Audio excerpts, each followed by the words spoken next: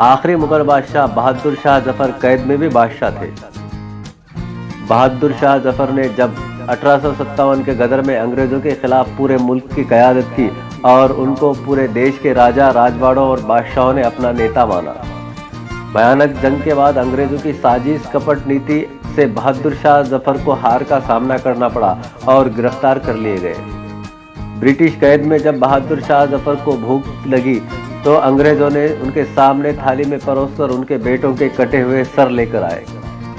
انہوں نے انگریزوں کو جواب دیا کہ بھارت کے بیٹے اپنے ملک کے لیے سر قربان کر کے اپنے باپ کے پاس اسی انداز میں آیا کرتے ہیں۔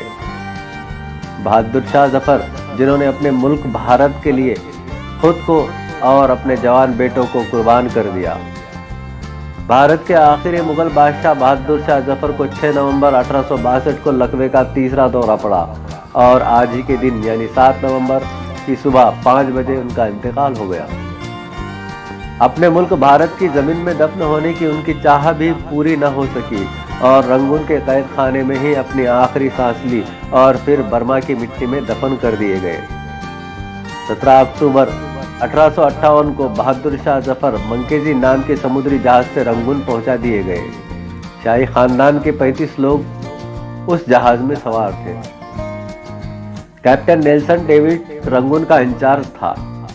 اس نے بہادر شاہ اور ان کے لوگوں کو بندرگاہ پر ریسیو کیا اور دنیا کی تیسری سب سے بڑی حکومت کے بادشاہ کو لے کر اپنے گھر پہنچا۔ بہادر شاہ ظفر قیدی ہونے کے بعد بھی بادشاہ تھے، اس لیے نیلسن پریشان تھا۔ یہ ٹھیک نہیں لگ رہا تھا کہ بادشاہ کو کسی جیل خانے میں رکھا جائے، اس لیے اس نے اپنا گیراج خالی کروایا اور وہیں بادشاہ کو رکھنے کا انتظام کرایا۔ بہادر شاہ ظفر 17 اکتوبر 1858 کو اس گیراج میں گئے اور 7 نومبر 1862 کو اپنی 4 سال کی گیراج کی زندگی کو موت کے حوالے کر کے ہی نکلے۔ بہادر شاہ ظفر نے اپنی مشہور غزل اسی گیراج میں لکھا تھا۔ 7 نومبر 1862 کو بادشاہ کی خادمہ پریشانی کے حال میں نیلسن کے دروازے پر دستک دیتی ہے۔ برمی خادم آنے کی وجہ پوچھتا ہے۔ خادمہ بتاتی ہے کہ بادشاہ اپنی زندگی کی آخری سانس گن رہے ہیں، گیراج کی کھڑکی کھولنے کی فرمائش لے کر آئی۔ برمی خادم جواب میں کہتا ہے، ابھی صاحب کتے کو کنگھی کر رہے ہیں، میں انہیں ڈسٹرب نہیں کر سکتا۔ خادمہ زور زور سے رونے لگی۔